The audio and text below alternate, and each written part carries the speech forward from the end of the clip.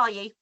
I'm doing amazing. Doing better now that I'm on here with you. So. Oh, bless you. So kind. Thank you so much for taking the time. I know there's quite a bit of difference between us because you're in the US, right? Yes, it is. It's lunchtime for us, and I guess it's dinner time for you, right? Yeah, it's just after 6 o'clock here, so we're not too bad. I've had some later ones, so we're doing okay for time. Thank you so much for taking the time to speak with me today. We're of course going to touch base on your I guess it is horror adjacent short donor. Yeah. Definitely emotionally triggering, let's put it that way. But first of all, I wanted to introduce you as a filmmaker to our audience. Yeah. So can you tell us a little bit about your background and how you came to be directing films? Yeah. So so I've been making short films since I was a kid. We got our first camera whenever I was about 10 years old, and I'm the oldest of 4 kids. And so I basically proceeded to spend the next couple of years just bossing my siblings around and just making them star in my stuff. Then I also started making stuff with my cousin and my other cousins, and my cousin was my absolute best friend. And so we all just kind of grew up making stuff together. Went to college for broadcast journalism. I actually worked in TV as a sports anchor for 5 years. But all that was just rooted in I love telling stories. And yeah, I got out of TV because I was like, man, I want to go tell some of my own stories again. And so since I've been out of TV, we've done my production company, No Homework Productions, which I started with my brother and one of my cousins. We've done 1, 2, 3 shorts. We just finished up a wild comedy pilot. We're doing a documentary soon. We've got another short coming at the end of the year. Actually, I guess we've done 4 shorts, and we're going to do our 5th one at the end of this year. But yeah, we just like making stuff. We like getting together, having a good time. And for me, I just view all this as a journey. Like I want to just keep learning stuff each time we make something. So we've operated in the horror genre, I guess, for like 2 of the things we've done. We've done a sci-fi drama. We've done like a dramedy. The one we're doing later this year is like a rom-com. So we've tried to do different things and just, explore genre, have fun, teach ourselves new things every time we step out of the gate to make something, and just continue to make stuff. Like we always say at the end of something, if we're able to say, hey, what's next? Then we're doing something right. Because it means, 1, we're not sick of making stuff with each other. So that's good. And then 2, it's like, we had a successful outing. Let's go do it again. And so, that's kind of where we are with No Homework Productions. And I'm just a young filmmaker learning, with each outing, with each new thing we make. And I hope to continue to carry that mindset with me however long I make stuff. Oh, that's wonderful. And I really love that you're exploring different genres as well. Yeah. That's like kind of not really sticking to one niche and kind of finding where the stories take you, right? That's really wild. And did you always imagine working in film? It sounds like you have from that upbringing. Yeah, I think a part of me, I came up in a family of 2 teachers, and I think the idea of financial stability was important to me. And I was kind of scared of the idea of like fully committing to this world of, I'm going to go make movies for a living. And so I realized kind of early on in college, I'm like, if I'm ever going to get to make the stuff that I want to make, there's no magic person that's going to step in, hand me the money and say, hey, go make it. So I kind of realized, I'm like, if I go on this path of going into TV and telling my own stories and scratching that creative itch daily, because that's what TV is.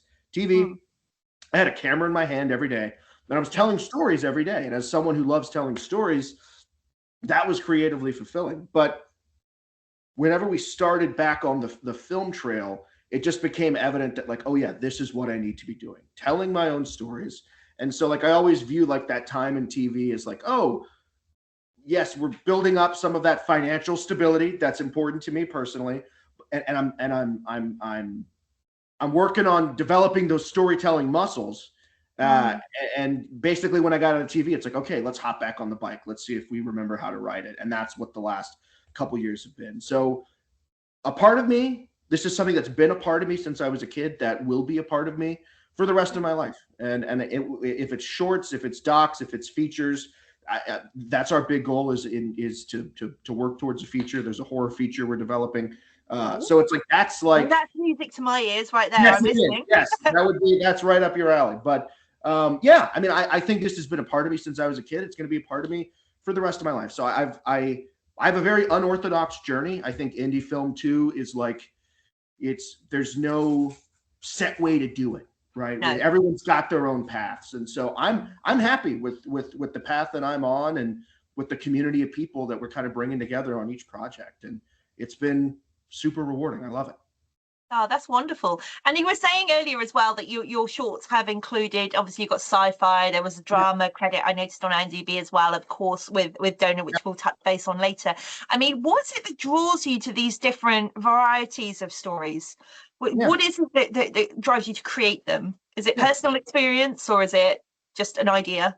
Yeah, it's always personal experience. The stuff I've written, I have not figured out a way to write something yet that I haven't bled for, in a sense, that isn't just a part of some deeply personal experience that I've had. And I'm sure we'll get into it whenever we start talking about Donor specifically. But the first short we did, Collect Call, as our production company, also, it's like this old grindhouse kind of 80s throwback horror film about a haunted answering machine, which I love that. I love stuff like that. But even like that was rooted in what I was experiencing with my grandfather at the time. I didn't think my grandfather was going to make it past the summer, and luckily he rebounded, and he's still alive today. This was 3 years ago, where he was going through this big health scare. But I was just kind of exploring my own relationship with my grandparents through this 80s grindhouse horror film, and so like that's how I process stuff, and I think that's how any artist processes anything, is through the stuff that we make, whether it be a painting, a short film, music.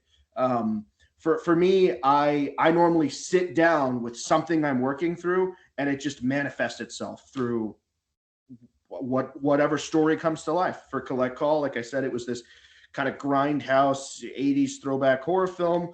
For Donor, it's kind of like this psychological thriller that is horror adjacent, like you talked about.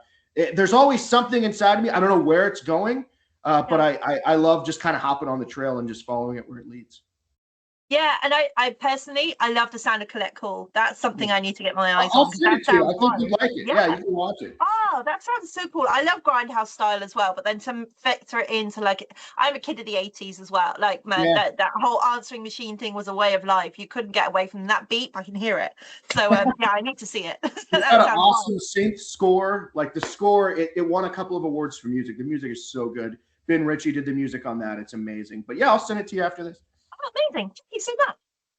Okay, so I think time's really good. So to touch base on the film that I really wanted to talk to you about, obviously Donor was part of one of the short blocks that I saw at Interference Film Festival a couple of weekends ago in Manchester. Can you tell our audience, obviously who haven't seen it yet, what the premise is for Donor? Yeah, so Donor follows a grieving mother who's struggling to process her reality when she meets the recipient of her stillborn daughter's heart.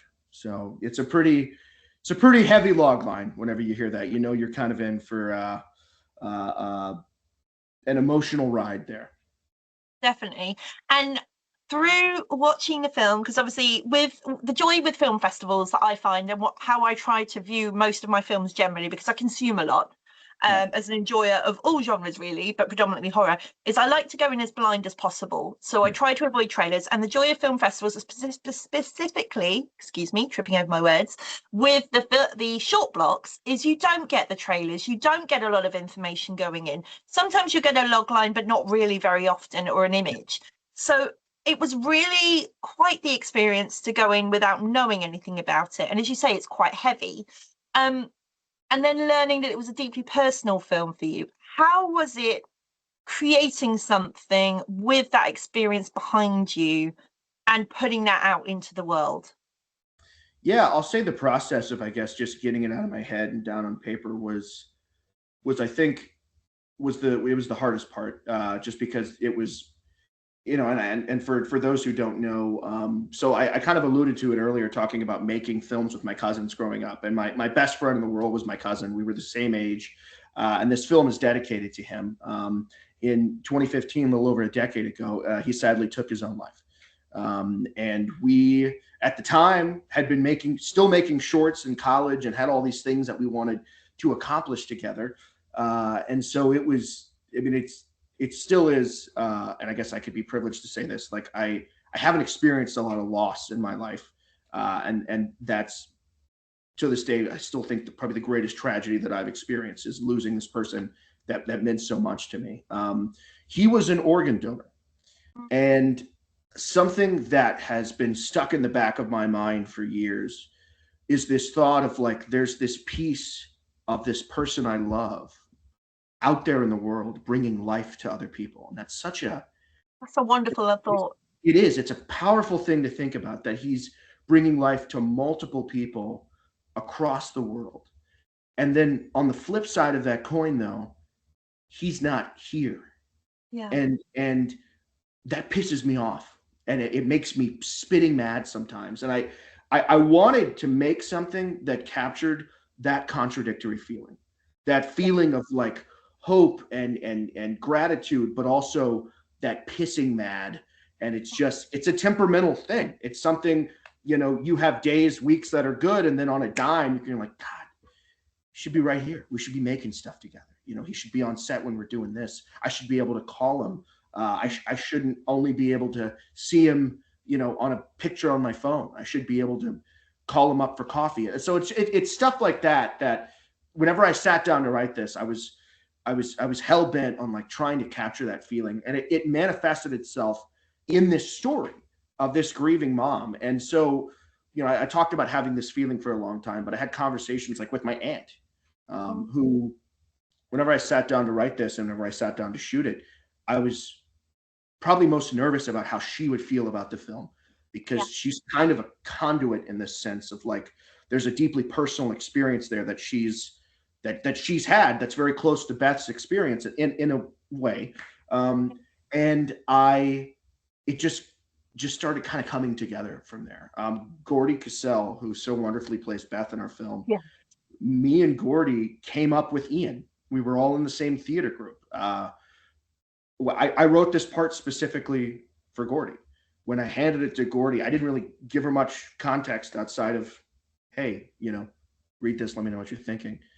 Yeah. And when they got back to me, Gordy was like, oh, this is about Ian. And I was like, yeah, it's about Ian. She's like, oh yeah, we have to do this. We have to make this.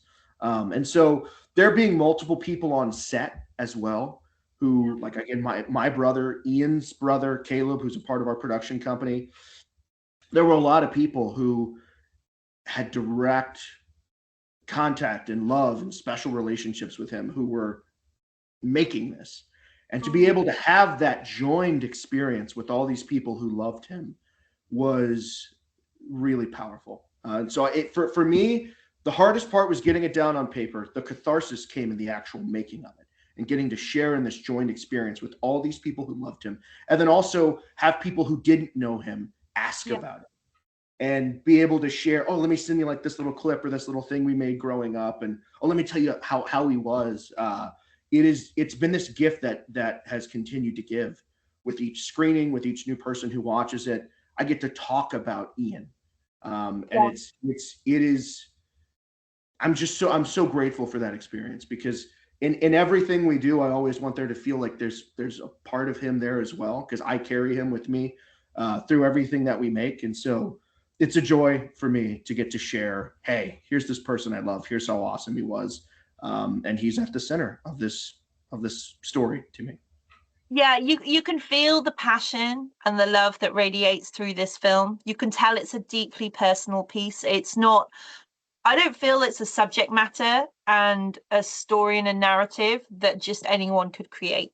It needs that experience behind it to take it forward.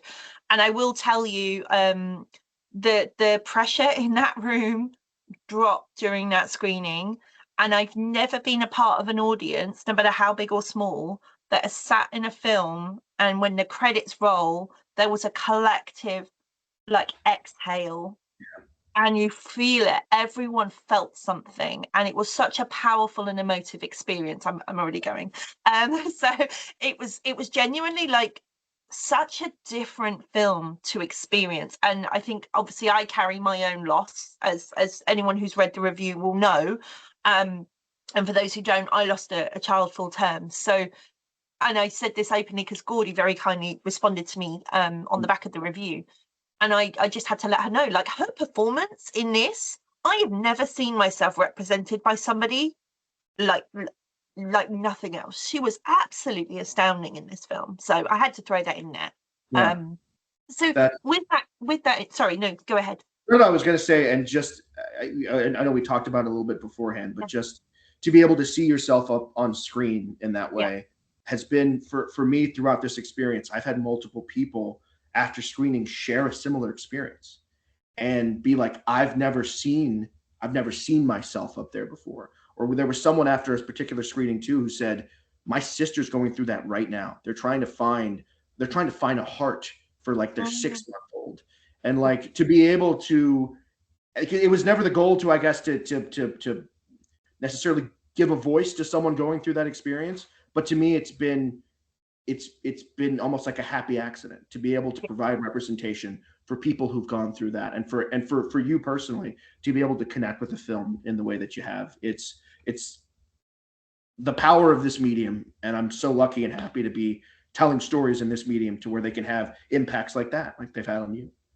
I think it's also really refreshing to see something like that where, and especially covering the genre that I do, grief and trauma are two huge triggers. Yeah. And they're things that tend to be like the way that parents grieving or any character grieving portrayed in film is so it's so exaggerated, and to the point that Gordy's performance in this isn't an exaggerated performance. No. It is exactly every emotion and the rage, and there's scenes where she's sat at a desk with her laptop and she's all of a sudden she just throws everything everywhere in a fit of rage. And I could feel that impulse inside of me. You can feel it bubble up, that emotion. You don't know what to do with it. And anyone who's grieved will understand that process. And you ebb and flow, and it's just what it is. And I've never seen a performance like that where it's not just trauma for the sake of trauma and you're feeling this, now go. And it's such an exaggerated performance sometimes, but this really felt so real. It was such to be able to capture that, first of all, is a credit to everybody involved in the project, because it's just such a wonderful, not only performance, but just the way that narrative is conveyed is utterly unlike anything else I've seen, genuinely. I'd love a chance to talk about Gordy for a second, because what Gordy did in this process is it's a director's dream in terms of just, because obviously, for me, having that personal relationship with Gordy, I knew what Gordy could bring to this character, but I don't think I quite understood how comprehensive the approach that she was going to take would be. Just the amount of time she spent making Beth feel like a real person, and these experiences too. We'd have these conversations in our prep about, hey, here's what went into this for me, and then also hearing, oh well, hey, here's what's going into it from my perspective too. So hearing what Gordy was bringing to it as well, and it being that marriage of like, it's this big gumbo of just what all these personal experiences. It's why I think casting is so important, is because you want to make sure that you're bringing somebody on board who has some sort of connection with the character in some way. And like hearing how Gordy connected with Beth was fascinating. It was kind of a complete 180 from my personal experience, but I also think the most important thing Gordy did was like, Beth is the hero of her own story. Yes. Beth, this entire story is about Beth building up the courage to do what she believes is right, and almost finding this autonomy that didn't exist outside of, I wanted this family so bad. Like when we pick up, she's divorced, she's lost her child. She's putting herself out on a limb with this encounter that she's having, not to spoil too much. And so like, she's just in this really vulnerable place. And then the rest of the film is literally about her building up the courage to do the thing that she believes is right. And you talked about, like this narrative as a whole. It was very important to me. Again, not spoiling anything, but that the way that we played the final several minutes of the movie, the final, the climax of the film, was very much in respect to what Beth was doing. and not like, oh, look how awful Beth is. It's that whole moment. It's played for triumph, basically. It's played as a release. And I was just like, it always had to be that way because I care about Beth so much. And I wanted to give Beth that. And so in a vacuum, I think we talk about, you know, trying to make something that has those contradictory feelings. I've had a lot of people like ask me afterwards, like, well, what about this? I'm like, however you feel at the end of this, I think is directly connected to how much you connected with Beth. Definitely. And the way that ending plays out could have gone another way. And I know you're connecting with what I'm saying here in that I think a lot of the people in the screening that I was in expected it to go an atypical horror route. And it swerves you so hard. And that for me builds more resonance with that character and their experience. And it was a triumph, to be honest with you, because it completely swerved the expectation. And that's the joy of creative independent filmmaking, is that sometimes you just need to swerve an audience and give them something they don't anticipate. Yeah. And I wanted to give Beth something. I mean, I you know, whenever I think about each of the characters in this film, you talked about grief earlier, and you talked about like how there's no, you know, there's no one way to grieve. The way you grieve, the way I grieve, the way anyone in this world grieves, there's not a roadmap for this. And so for me, whenever I was grieving the loss of my best friend, it took me about a year before I was like actually able to get into it, because I didn't feel like I deserved it. I was like, oh, like his mom and even my mom and my grandma and his siblings. I'm like, I'm not that important. I don't deserve to feel this big and this upset about this. And it's such a naive way to think. It's this idea that you're somehow like, there's like a totem pole that you have to like, that you're on before you can actually start processing something. And I had to learn during that process that if this is not there's not a pecking order to this. Like that was my person. That was, we operated on the same wavelength since we were children. And I can feel, and I can hurt, and I can cry, and I can like own up to what I need to own up to without it being, oh, I don't deserve to feel this way. And so looking at Brian and looking at Beth, every character in this film is me. There's a piece of me on my grief journey, and I just wanted to make sure that even the rough parts of my journey were represented, because it's what I experienced. I'm like, I'm not gonna whitewash my own. Yeah, I was shitty in this way. Again, without giving too much, like I was a coward, you know, or I was selfish in the sense that, you know, I only was searching for acceptance. I needed permission to live, and like all of these different things. And so I channeled that through our three central characters in this. And you mentioned the character of Brian. I was going to ask, how did you find it actually being in front of the camera against writing and directing this? That was the hardest thing I did. So I am also an actor by trade as well. And I'm theatrically trained. I came up doing a lot of comedy. And so this was a process. I didn't set out to play Brian, but as I kind of got through the auditioning process, I kind of realized, I was like, man, like I'm trying to find this really specific edge of like, there's this terror that I think Brian brings, but there's also this pain. And so it's walking this fine line of like, you can almost for a second understand where Brian is coming from while also being scared of him, knowing he's crossing the line, right? And knowing he's going too far, but you almost kind of understand where he's coming from a little bit. If not, also have the slightest bit of empathy. And so through the audition process, I was like, I was seeing a lot of people going really big. And I just was like, for me, it's not how big we're going. It's that it's again, without going too much in the movie, it's this real specific moment where it's like you're looking into the eyes of the person that you committed your life to at one point. Yeah. And what Beth is saying to him is probably the worst thing anyone could say to him. because they have this shared experience together. Yeah. And I'm getting emotional thinking about it because it was like, that's what I have to play, like thinking about it from Brian's perspective, where it's like, imagine being told this when the person you committed your life to, you both buried your child together. It has to be a more nuanced performance than just approaching it and going to the extreme, right? And so like it was the hardest thing we did the whole production. It drained me in a way nothing else did. And I have to give so much credit to Gordy, because Gordy was phenomenal. Gordy did such a good job. I don't think I would have been able to get where where Brian eventually goes without as generous a performer as Gordy was. I was also trying to flip the switch from I've been directing and shooting and producing to, okay, be here now. Yes. Let's connect with all the character prep we did for Brian. Let's separate the movie. Let's block the movie out. That was hard.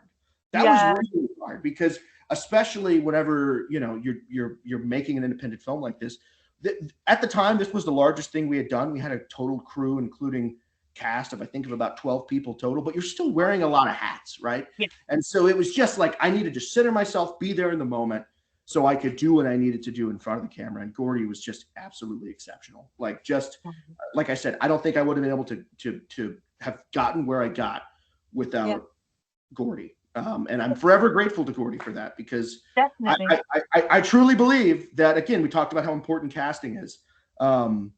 She brought the best out of me. It's really funny because, funnily enough, when I was coming together to put the review together for Donor, I'd realised that I'd already seen Gordy in something else that previous week. Right?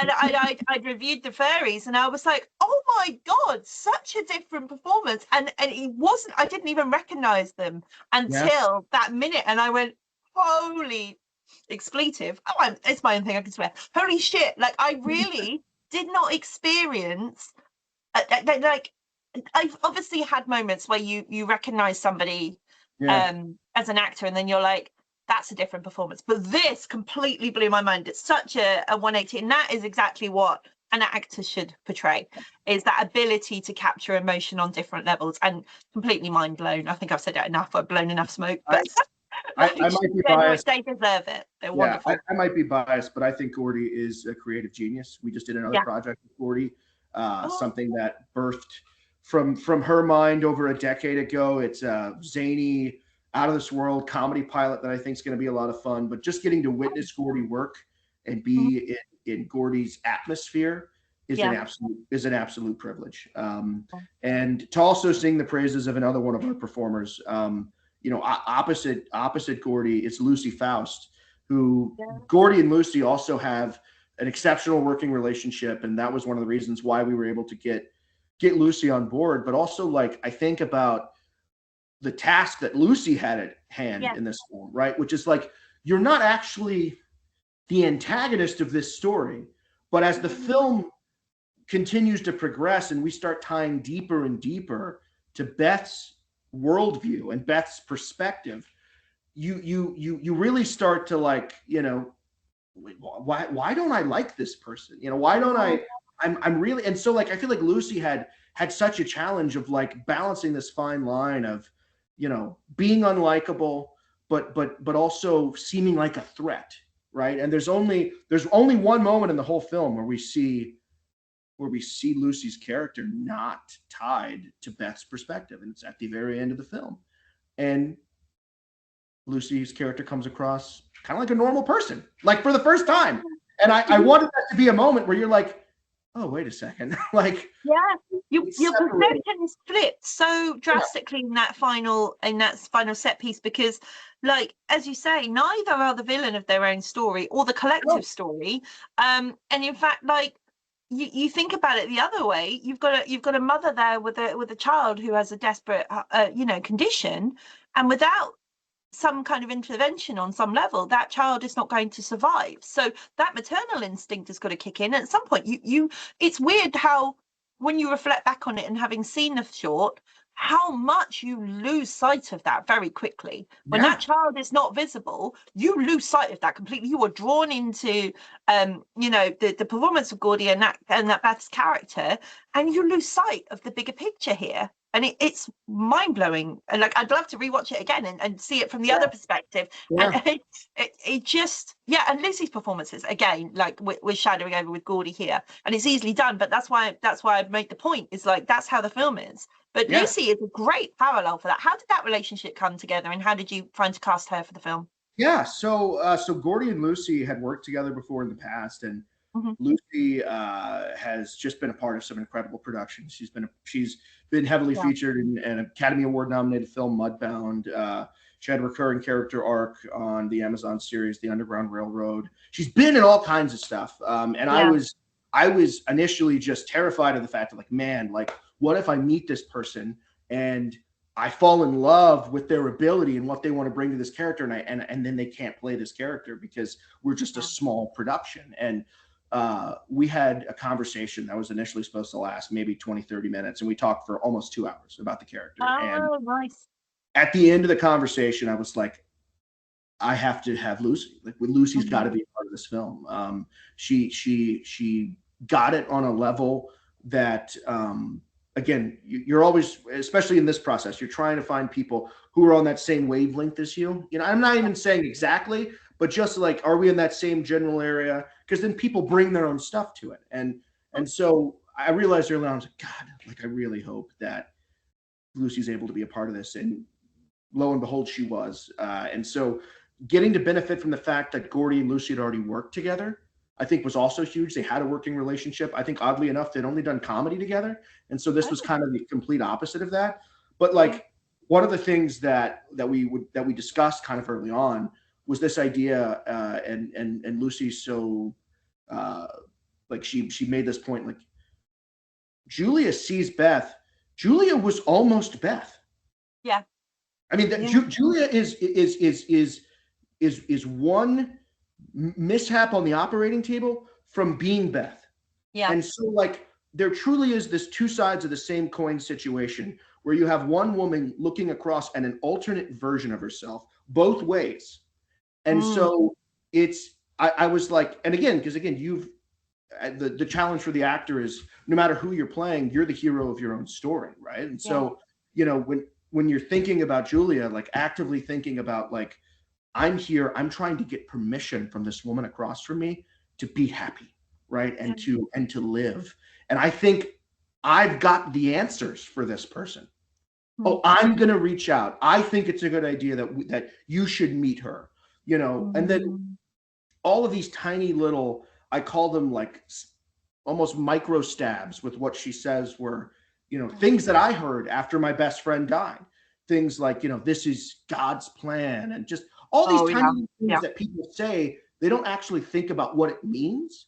And they think that they're helping, and they're not actually helping, and they're fillers to ultimately getting to what they want at the end of the day, which is that permission to be okay. And so that was what Lucy had to fight with this whole time, was Julia's here for acceptance, and she's kind of blinded by this need for acceptance so much that she doesn't realize how off the rails things are getting until you know, we get to that critical injuncture kind of late in the film, and it finally hits, oh, this is what's happening.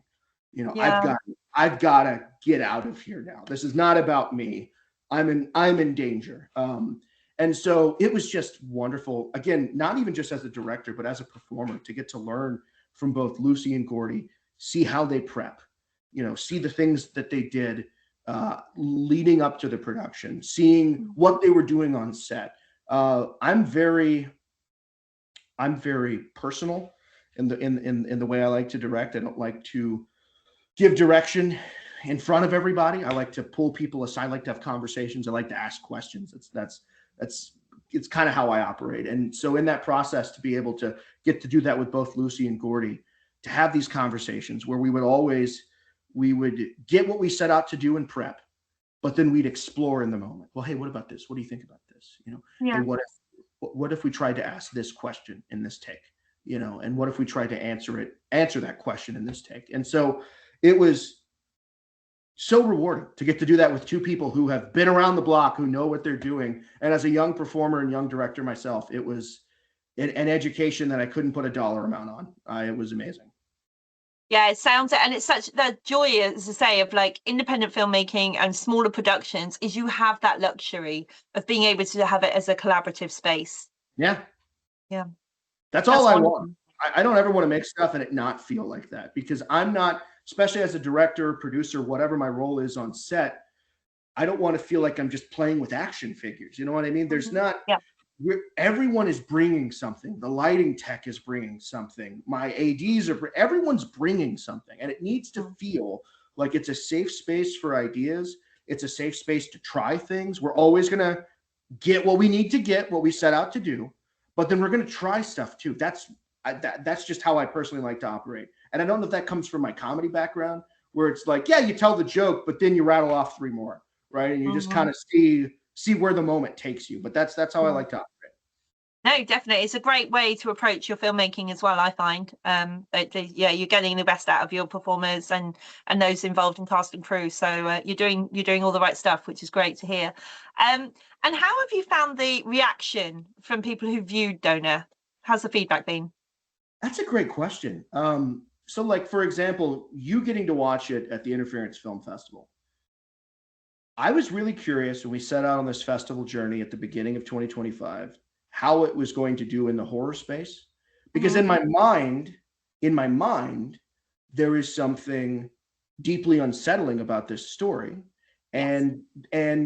But I was just very curious. I'm like, there's no blood, there's no guts, there's not a typical monster, there's not. And so like we came out of the gate and we performed really well at a genre festival in Georgia called the Renegade Film Festival. And we took home best editing. We were up for several other major awards there. And I was like, man, like we're going to really do well at the genre festivals. And that really has not been the case. We've only been in a handful of other ones. Now, whenever we get selected to a genre festival, we normally perform admirably. Like we performed at Screamfest NOLA this past year. We had our New Orleans premiere down there. We took home Best Louisiana Film there. Nice. But it's been interesting because I really thought that there'd be more of a runway in the horror space for a story like this.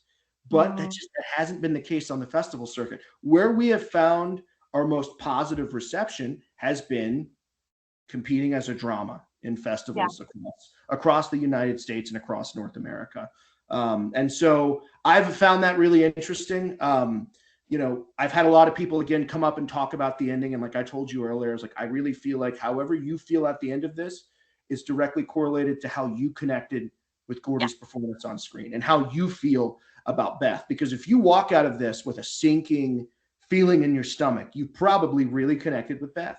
And like I said earlier, I had multiple people share their own personal experiences, whether it be through, you know, their own journeys with child loss, or like that one person who had their sister was experiencing something very similar. I've had some people be like, I had to leave. There was one person we screened at a festival in Texas earlier this year. It was like, I had to leave the theater for like an hour.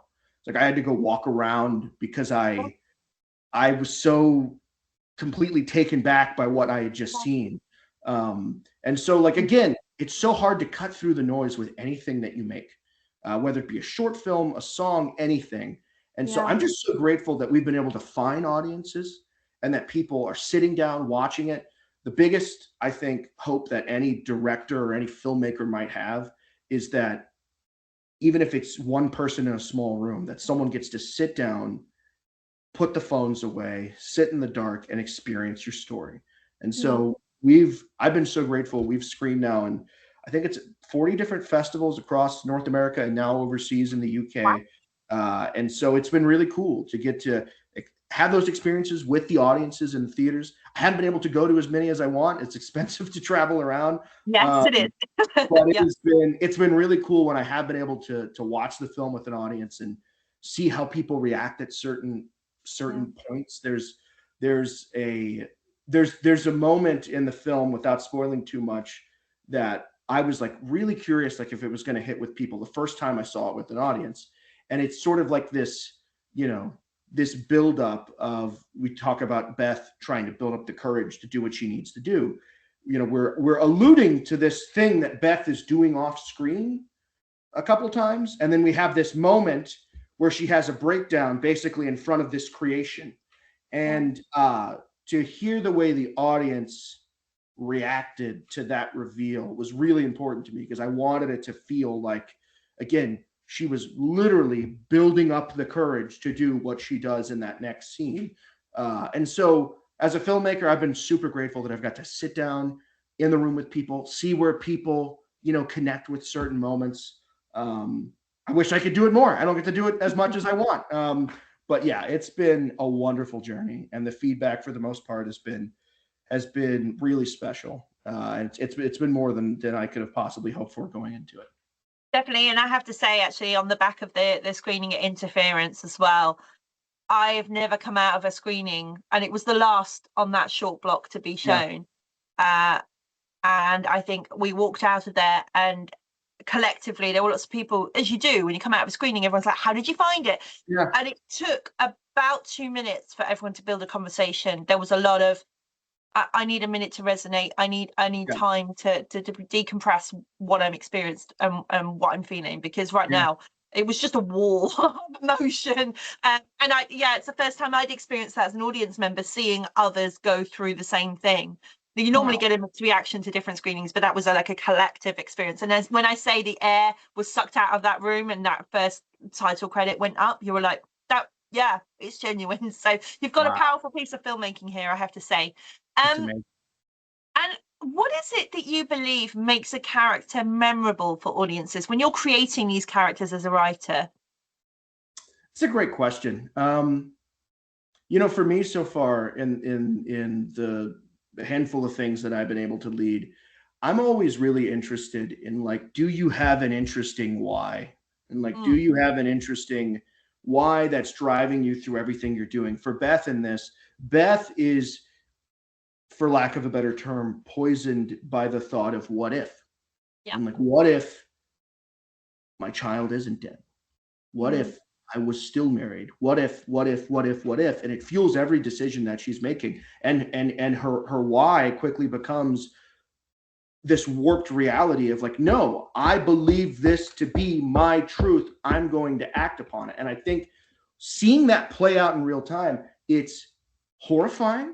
It's also like, it's also for me, like, it's courageous. Like, I'm watching it and I'm like, the bravery that it takes to do, it's kind of, I've shared that sentiment at different screenings we've had, and I've gotten a mixed reaction to it, but I'm like, no, like, watching this person grab the reins in their own story, because especially in this story in particular, you know, there's almost like this reliance on Brian for a little bit. Well, Brian's going to come in and and then, you know, we have this interaction and Beth realizes, I have to do this. Brian's not going to do anything. Yeah. There's no other hero to my situation other than me. And so I love stories like that, where you have a character who's realizing in real time that the solution to their problem, they have it, right? They think someone's going to come in and save the day. And in this particular story, it's just kind of a warped way to look at it. And so, like, I feel like creating that juxtaposition with the character is really special. Another short we did, Collect Call, that I was telling you about. There's not a lot of dialogue in that film. It's a lot of hearing playback on tapes and everything kind of flips on its head in the final minute of it. But it's a similar idea in the sense that the audience kind of thinks, oh, this is something happening to this person. Yeah. And then you realize, oh, it's not something happening to them. They're actively a part of this. And here's how they can change it. Here's how they can change the outcome. I just love that. I think I love watching movies like that. And I had a blast making a movie like that, where a character is learning that about themselves in real time. Oh, that's so cool. And I love that. Again, a film that challenges your perception. You go in thinking one thing and then it flips the script on you. You're like, oh, I didn't see that coming. Because secretly, regardless of what genre you're watching, as a consumer and as somebody who enjoys film, when you're sat down, you are making preconceptions. You're instantly trying to guess the ending. You're like, I see where this is going. You already know. And then you're like, especially with fans of genre of horror, You're like, oh, there's a twist. I already know the twist. I figured it out. And you kind of pat yourself on the back. You're like, I worked this out. And then you know, watch somebody who's famed for the twists, like a Damien McCarthy or a M. Night Shyamalan, who's like, no, thank you. We'll give you something else. So I love that, something that challenges your perception before you even start. That's wonderful. And then has your approach to filmmaking changed with each project? And if so, how? It's a great question. I think, we touched on earlier, like we're trying to do stuff in different genres. So I think you try and play with the conventions of the genre. And so I wanted to do that with the psychological thriller, because so much of the things that I've really connected to in that space, I always feel like, it ends with like, the climax being like, kind of like you said, almost reinforcing the awfulness of this character, or, they're not the victim, they're the monster. And I was like, I don't want to do that. I didn't write this person to be a monster. I don't even personally view them as a monster. Like I wanted to play with that convention. And I think that's one of the things that makes the film so effective, is that moment whenever, you should be hearing the hard strings and the score, and it's like, oh, it's awful. It's not that. It's not. It's the complete opposite of that. And so I think it's messing with the conventions of the genre. That's a lot of fun to do. And with the first thing we did, Collect Call, very similar. And like, it was like, oh, I don't want to like spin things on its head. I want to operate within some of these tropes because it'd be fun. It'd be fun to do. And then Donor was kind of the opposite of that. Donor was like, how do we change this up a little bit and kind of mess with what the audience is expecting? I think one of the most powerful moments in the movie happens in the first 2 minutes of the movie. You do not know what the hell they're there to talk about. And the way they're interacting, you're like, what is happening? And then when you finally realize why they're there, that's another moment where, at least when I've been sitting with an audience, they're like, oh, like, and it's just like, oh, wait a sec. And it's a complete, like, you're dialed into one thing, like you said, as a fan of the genre, thinking it's going to be one thing, and then it's something else, and you have to completely retool your expectations in your head. So that was a fun thing to work with for Donor. For After, which is something I actually did not come up with the story for. One of my good friends came up with the story. He allowed me to co-write it with him. That's a sci-fi drama.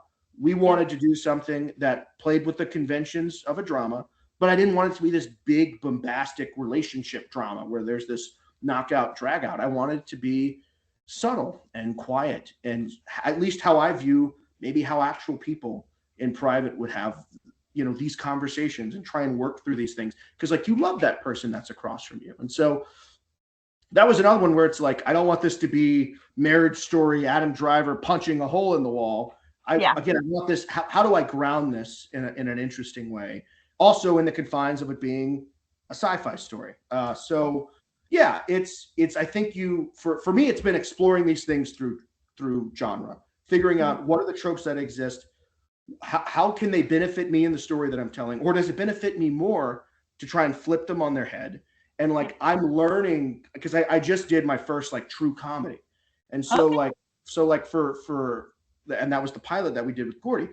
For me, it's a completely different thing. Like, pacing is such a big part of comedy, and delivery and like scene structure in terms of like the way you can structure your shots can really pay off for a visual joke. And so like, just having to think about it differently as we tackle each of these genres has, I think, been one of the most gratifying things for a filmmaker, because I'm having to learn the ins and outs of these genres, and as a filmmaker figure out, what do I want to use, what do I not want to use, what do I want to flip on its head, what do I want to completely ignore. So that's been really cool for me. I'm having a lot of fun with that. There's still other genres I want to tackle, but for now, I'm slowly checking the boxes and just learning more stuff. Actually, to your point there about the comedy versus horror, I find that some of the best performances in the latter do come from comedic actors. Yeah. There's something to be said. Timing between horror and comedy is so similar, but comedians have to set the pace and the tone and then set the audience up for the drop, for the joke. Whereas horror, you're setting the expectation for that scare, for that horror to seep in. And it could be, you know, like comedians go joke, joke, joke, joke, joke. But I find the most effective are build the story, let the room breathe, drop it, and sit back and wait for the reaction. And that's where effective comedians come into the horror genre, and they apply the same things, and it works. Structurally, it works. I couldn't agree more with you there. And I think we're seeing a lot of it now. I mean, I think obviously the Mount Rushmore right now is probably having Jordan Peele at the very top of it and what he's able to do with his works. I think Zach Kreger has been an incredible revelation in the last couple of years as well. And then if you watched Obsession recently, that coming from the mind of someone who does so much sketch comedy. One of the reasons why I thought Gordy would be so perfect for this is because Gordy comes from a huge improv background. She's a classically trained actor. She's absolutely wonderful, but she's so expressive, right? Because in comedy, you have to be. In comedy, it's you're playing these big moments and big emotions, and I think it's one of the reasons why her performance is so effective in the film. Is she does such a good job of conveying those emotions. And again, not to be critical of other things, but I feel like sometimes that's what I'm missing in like a lot of horror nowadays. It's almost this stale face, like, no, like, be there, like I'm supposed to be living this emotion through you. And so that's one of the reasons why I thought Gordy would be absolutely perfect, and she absolutely knocks it out of the park in the film because she's so expressive, and that comedy background's a huge part of it. Definitely. And again, if you can't believe the characters, then you're taken out of the story. It's like with horror genre, like if I don't care about the teens running away from the maniac, then I'm rooting for the maniac. I mean, I'm always going to be on the side of the antagonist forever. I'm a villain girl. 100%. Time, you don't care about these people's lives if you don't care about the people. And if time isn't invested in their character arc, in character development, or they're not portraying that correctly, I don't give a stuff. They can go. No. Yeah, they can go. Yeah. And then what's one behind the scenes story you never get tired of telling on your filmmaker journey? Oh, man. For this film in particular, I think it might have been just getting to work with a baby. I was going to ask, actually, how was that? Because they're incredibly young and gorgeous, by the way, absolutely gorgeous. But look, just an absolute diva. We're talking tantrums, always needing. No, I'm joking. She was amazing. She was like, so it's actually my youngest brother's daughter. And so whenever I was writing this film, I was like, I can't make this movie without a baby. And so I had to like pitch it to my brother and his wife and be like, hey, would you guys want to let Carson be a part of this? And at first they were kind of like, I don't know. They're like, and then they started kind of warming up to it. And then, we had Carson for a day. And so, but Carson was just amazing. Like, so that the scene at the lake, whenever Gordy's holding her, she's crying. We needed her to actually cry, and she was crying. I mean, it was like she was reading the script. I mean, she was locked into what we needed little Belle to do. I think the thing that always gets me too is like we were filming the scene where Lucy is putting the child down into the crib, and we did all this setup. We smoked the room. I mean, everything's perfect. Like we're getting ready to do our first take, and we put Carson in Lucy's arms, and Carson's not having it. Just was like not having it. And so like you do all this prep, right? And you're like, okay, we're ready to go. But Carson needed a snack. Carson needed some. So we're like, okay, we're gonna break. Carson's gonna get some milk. And like Carson got the milk. Carson was good to go. And so she's working on 3 years old now, and she's whip smart. She's hilarious. She calls the movie her movie. She got to go to the Louisiana premiere for it last year in Baton Rouge.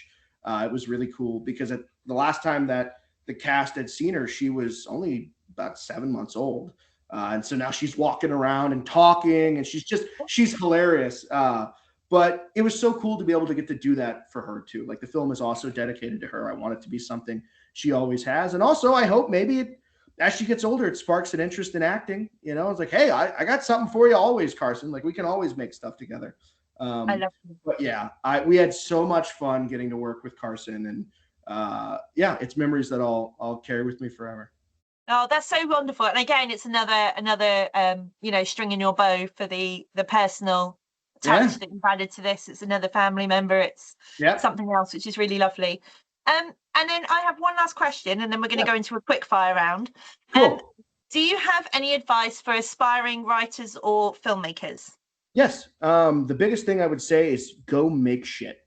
Um, That's the and this, first three words I hear from everyone. I love yeah, that. is go make shit. Yeah. Because I've been making shit since I was a kid. I actually had a conversation yesterday with this young man who's he's graduating high school and he wants to get into stuff. And I was telling him, I was like, man, what is your favorite movie? He's like, oh, I love Pirates of the Caribbean. I'm like, okay, what's a sequence from Pirates of the Caribbean that you like? And he starts talking about like this particular fight with Jack Sparrow and Orlando Bloom's character. And I'm like, look, you probably can't do that one for one, but pull your phone out, grab a couple of your friends, and start recreating the sequence on your phone. He was like, what do you mean? I'm like, just start recreating. It's like, you're going to start teaching yourself so much about sequence, about framing, just trying to recreate something you love. That's not even you needing an original idea. Like, that's just you. Here's this thing I like. Let me go make it myself. And so that's the thing I always tell people is just go make stuff. Go make stuff. It doesn't have to be good. Half the stuff I've made is not good. Like, but I have so much fun making it. Like, for me, it's whenever the destination is great, that's awesome. But it's so much the journey for me, and it's so much the people I'm getting to make it with. It's so much the fun that we're having while we're making it, and the stuff that you learn along the way. And like, I view all of this as like, I will never know everything I need to know. I can always be better, and there's always things that I'm going to want to improve on. And there's so much stuff I don't know that maybe I'll learn on the next thing. Maybe I'll learn this other critical thing that I'll take with me forever. But you don't learn unless you do. And people are afraid to do because they're afraid to be bad. And so I think the sooner that you swallow the fact that it's going to probably not be great, don't focus on the destination. Focus on the journey. Grab you a couple people, even if it's just you. You're going to have fun doing it. And that should be the focal point. It's like having a good time, making it is whatever it is you're making. If you're having fun, to me, that's the biggest payoff. That's why we keep making stuff, and we keep making stuff with the same people. I want to be around them. It's an excuse to be in an intimate environment with these people that you love, making something. Like, there are few feelings in the world better than that, than being in a room where everyone is tied to the same creative vision, and we're all contributing. And every tiny decision you make over the course of a shoot, you're going to make 5 million of them, is in service of the project. One of those decisions might be grabbing a water for your DP. One of those decisions might be, checking on your lighting tech. Hey, when was the last time you went to the bathroom? Go to the bathroom. I'll do just taking care of the people who are around you, and it just builds up. And like I said, there's 5 million decisions that you make. And as a young filmmaker, so many of them are scared to make that first decision, which is just make something. So just go make something. And if you're a writer, it's kind of the same thing. It's like the thing I would always start off with a scene. Come up with an idea for a single scene, right? Maybe it's someone staring out a window at someone walking down the street, and they're just watching them walk down the street. Then we see a reverse on them looking through the window, and then they duck down on the ground, and you realize that, oh, this is a robber. They've broken into somebody's house. And like, just take something like that, where again, you talk about subverting expectation. I believe that particular instance is actually, I think that's like something Sam Raimi has said before in the past. Like, just come up with a single idea, and it could be a paragraph that has a beginning, middle, end, and just start there. Start with the smallest thing. Don't intimidate yourself by trying to be amazing and great right off the bat. It doesn't happen. You just need to do. And the more you do, the better you'll get. Yeah, that's some fantastic advice, both for the writing and filmmaking perspective. So thank you so much. Okay, so I'm going to tie up now, but I've got a couple of quick fires. So let's do it. First thing that comes to mind, they're not always as quick because we waffle. Okay. That's fine. So horror, drama, or sci-fi? Horror, every day of the week. Great. Heroes or villains? I think I'm going to go villains. I think I'm kind of the same way as you. Like, I'm a Michael Meyer like hound. Yeah. Like, I'm always going to find Michael. One of the things that makes Halloween so interesting, though, is I think Laurie Strode is a fascinating character as well. But like, I've always been fascinated with Michael's story, and so like, that's how I'm not going to say Michael's my like, you know, I view Jason the same way. I don't necessarily know if I care about Jason the same way that I care about Michael, but I think I'm a villains guy just because of that. Okay. Side note, favorite Michael? Ooh, okay. So I think that the original Halloween is not only the like standard for slasher, it's one of the greatest films ever made. But like, I am a huge David Gordon Green like truther. Yeah. I love his trilogy. I think there's so much rich text there that a lot of people, because he wasn't feeding into expectation like we talk about, just completely have thrown aside. But I have rewatched I've rewatched Ends probably 6 times since it's come out. I own it on 4K. I fucking love Kills. Kills is so much fun. And then the 2018 Halloween is another thing I've probably watched 15 times since it comes out. I really like those movies, and I'm not scared to say that I like them. There are a lot of people who crap on those 3 movies. There's a lot to love in them, in my opinion. I can tell you, I get it worse. I'm a Rob Zombie Halloween girl. I love what you did with it, so I get the brunt of it. Yeah. I can feel it. But also, can I just say, the opening scene of Ends and that first kill, I lift my seat. Me and the person I was seeing it with at the time laughed our asses off in a room of people going, "Oh my god, the trauma!" Yeah. We had a blast. It was great. It's so amazing. Yes, that opening scene is amazing. It is truly one of the best. Like, what the fuck? Again, you talk about like subverting an audience. Yeah, and like pulling the chair out from everyone who's watching it. You're like, I've never seen a Halloween movie start like this. And then also, what the fuck? Like, that was a Scream open for me. It wasn't a Halloween open, it was Scream. But I loved it. It was a Scream open. Yeah, it was so good. Totally agree. Wow. I'm gonna have to go and rewatch that trilogy now. That's it. Go do it. Okay, favorite snack when watching a film? Oh, I don't know if you guys have Bunch of Crunch over there. No. What? So you've had a Crunch bar, right? Yeah. It's basically tiny little pieces of a Crunch bar, and it's like little burst of like that Rice Krispie covered in chocolate. It is the perfect thing with popcorn, and so I do. Oh, you're throwing it in. I do Bunch of Crunch and popcorn. You got the sweet and salty. That's my go-to. Yeah, they started doing that in some of the cinema chains over here. You get your popcorn, then you get M&Ms and stuff on top, which I thought was wild, but I'm kind of here for it. Okay, Freddy or Jason? Ooh, I got to go Freddy. I think that, and it's honestly a damn shame. It's been so long since we've got to experience Freddy. I did a rewatch a couple years ago of all of them with one of my good friends. Actually, I was in Atlanta for a film festival around Halloween, and we just rewatched all of them because we were in the mood. And we got to watch Wes Craven's A New Nightmare at the Plaza Theater, projected on 35 millimeter. It's one of my favorite horror movies of all time. It also, like, Scream doesn't exist without A New Nightmare, in my estimation. And I still think Wes Craven's on my personal Mount Rushmore. I just feel like there's so much more interesting ideas explored throughout the Nightmare on Elm Street movies. And I'm not over here to crap on Jason, but I for the first time last year did a Friday the 13th rewatch, and I just was like, this is to me very much more focused on like interesting kills, right? And there's nothing wrong with that, but I feel like Freddy is scarier.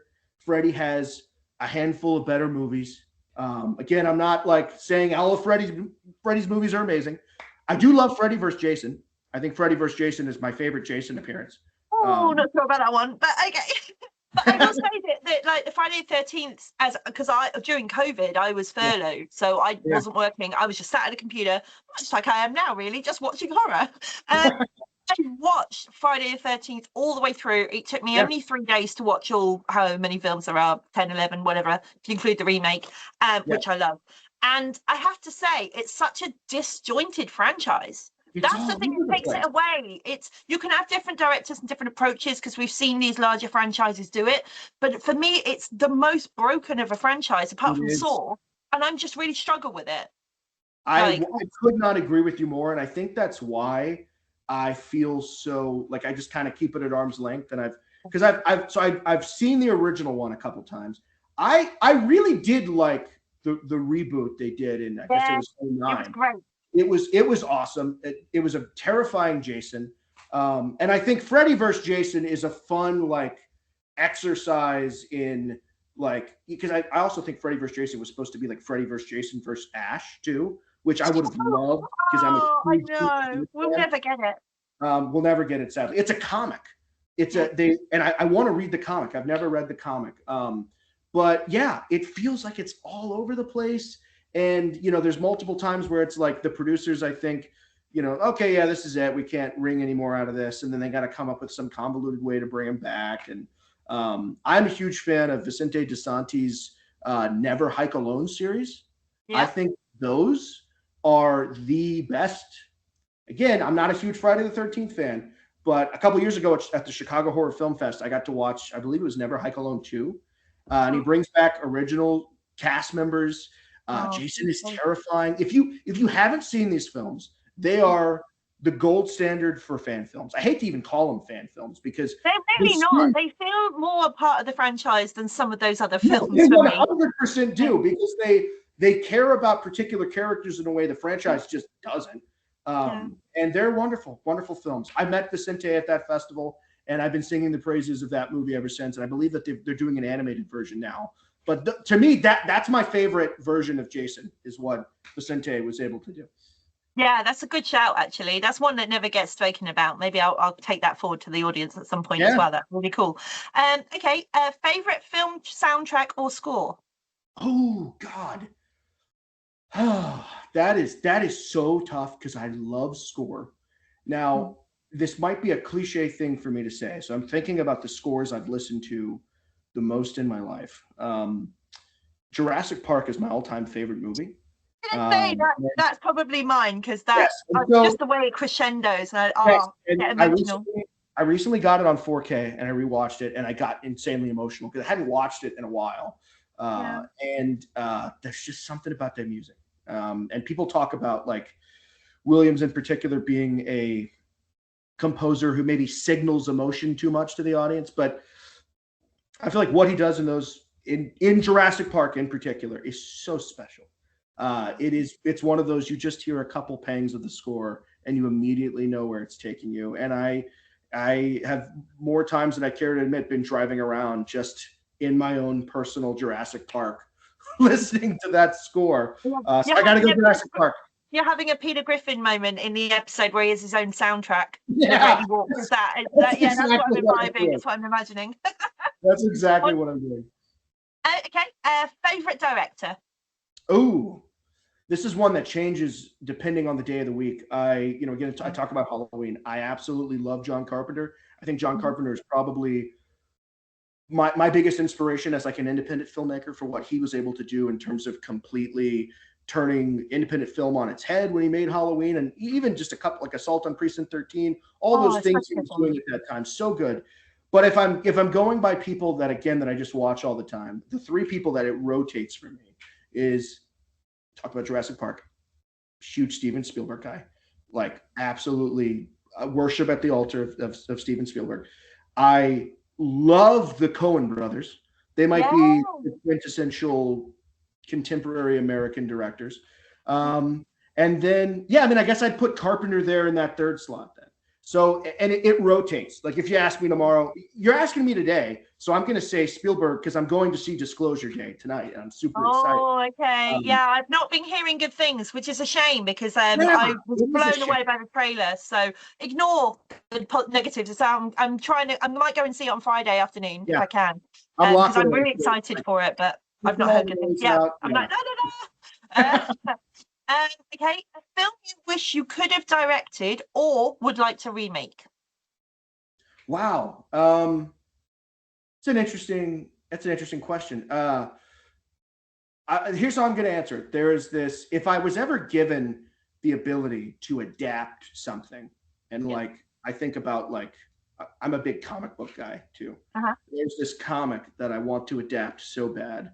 And it's called In the Depths. It focuses on the Submariner, And it is about a crew of explorers who are searching for a lost treasure, and they get too close to Atlantis, and the Submariner. It's a horror comic with the Submariner, and it's awesome. It's cinematic.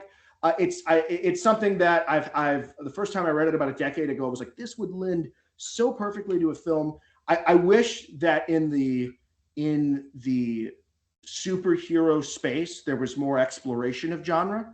And to me, stuff like that would be a perfect example of where it's like, here's this, tight. I love the stuff where it's like it's all one location, right? Horror does that really well. So you're trapped on a submarine as this superhuman is terrorizing the people on it, and maybe everyone's there for their own selfish reasons, trying to get the treasure. It's a beautiful comic, and I would love to adapt that if I ever had the chance. That sounds wild. I've never heard of that story, so I'm going to have to seek it out and read that through, because I'm not a big comic girl, but I would definitely seek out an original story like that. That sounds wild. Yeah. Okay. A dream actor you'd love to work with? Oh God. I absolutely love Rebecca Hall. Okay. I think Rebecca Hall is maybe the most talented performer working today. I don't think she gets the work that she deserves. There's a couple. Have you seen The Night House?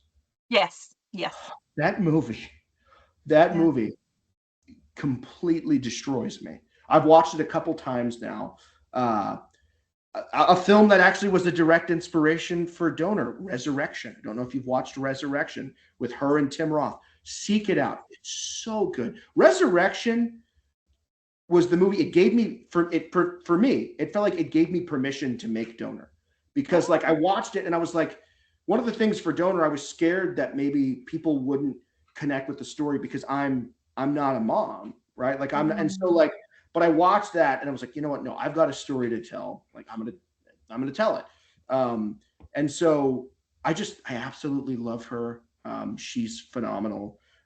She's, in terms of like the genre space, she's doing some absolutely incredible work. And then she gets to go hop in, the new Godzilla and Kong movie and have fun over there too. And then I'd say her. And then on the other side of the aisle, I am obsessed with Sam Rockwell.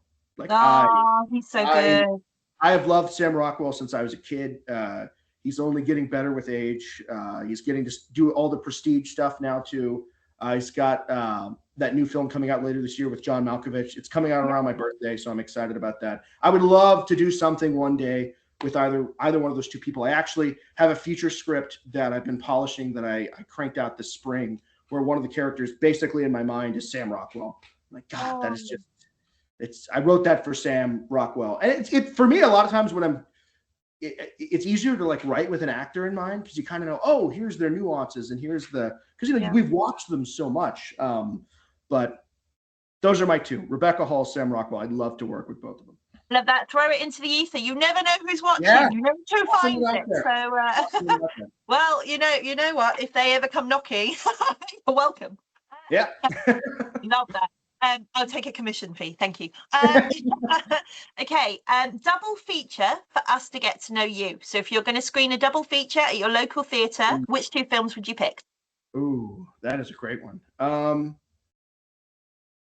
It might be cliche, but I definitely would go. I'd go Carpenter's Halloween, and then I would probably go Children of Men, Alfonso Cuarón. It's another movie that, from a filmmaking perspective, opened my eyes at a young enough age where I was like, oh, I want to make movies because of that movie. There's a couple oneers in that movie. There's a 360 in the car that is just blew my mind as a kid. It also is this perfect cross section of like, it's very much a genre movie in the sense that it's like this really dystopian sci-fi premise that is handled with such delicate care and is such a gripping human drama. It is one of the best movies ever made. And also is the flip side of the coin of like, also, here's why Halloween is this pulpy, perfect slasher. And like, that's where I want to operate in. I want to operate in like that technical precision and also the stuff about the slasher genre that I absolutely adore as well. Like there's a couple things that I've been developing that kind of try and strike that balance. So like I'm excited to, hopefully get to make some of that stuff one day. Well, it sounds like an exciting time to follow you as well, because you've got some really cool ideas brewing. Yeah. So I'm intrigued to see what's coming next. And then final question as well, for anyone obviously who hasn't seen Donor, where can they see it next? And is there anything you'd like to tell us about the film that we haven't yet touched on? Yeah. So trying to think its next festival screening. There's a couple places we're still trying to screen at. We're trying to screen in Los Angeles and New York. I haven't heard yet.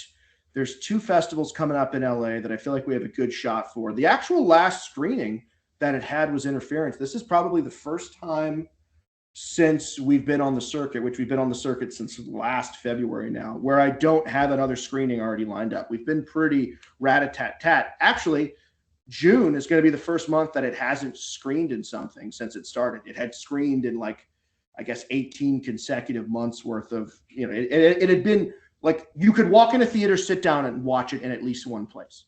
So, it's been almost a year and a half now that it's been on the circuit. So things are kind of slowing down a little bit. But yeah, so as of right now, there isn't somewhere that I can point you to. I hope to know soon about a couple festivals. I won't name them.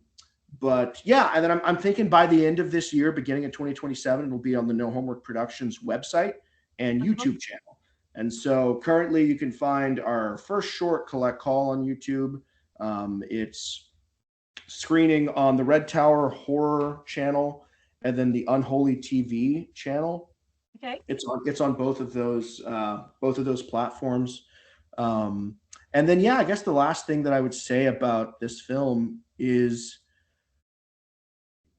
something we touched on earlier, where it's like, if you've got a story that you want to tell and you've got something that's burning up inside of you and like you feel like you're the only person in the world that can tell that story, don't do yourself a disservice by thinking about all the reasons why you shouldn't.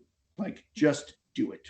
Tell that story because you believe you're the person who could tell it best. And there was a lot of doubt and stuff I experienced whenever I was writing this. Like I touched on it earlier, I was like, how will this be received? I'm not a mom. Like, that isn't my own personal experience, but this was so deeply rooted in something that was so real to me that I think it cut through that. And so, I'm grateful that I had a support system around me that was like, no, like, you need to tell that story. And so if you've got a story burning up inside of you that you're scared to tell, but you're the person that needs to tell it, don't do yourself, the discourtesy of not, like, tell that story, because you need to get it out of you. And if you don't, it's just gonna bubble up, and I don't know what it's gonna manifest and turn into. I try and get that stuff out of me as quickly as I can. But yeah, tell that story. Tell that story. Oh, that's wonderful. Well, thank you again, Wesley. I really appreciate you taking the time to speak with us and share your filmmaker journey, and obviously to discuss everything Donor. And hopefully obviously I'll keep across all your socials. Guys, everyone who's watching, all of the links are below in the description, and do drop Wesley and the team a follow, and all the wonderful people involved in the film, because truly there's some great stuff to come by the sounds of it. So we're really excited about that. And thank you so much, too, for just showcasing our movie and the hard work of everyone. Because, again, it's dozens and dozens and dozens of people who pour so much time and energy into this. And it means so much that you'd highlight our film, that you connected with our movie. So just thank you again for that. No problem at all. Thank you.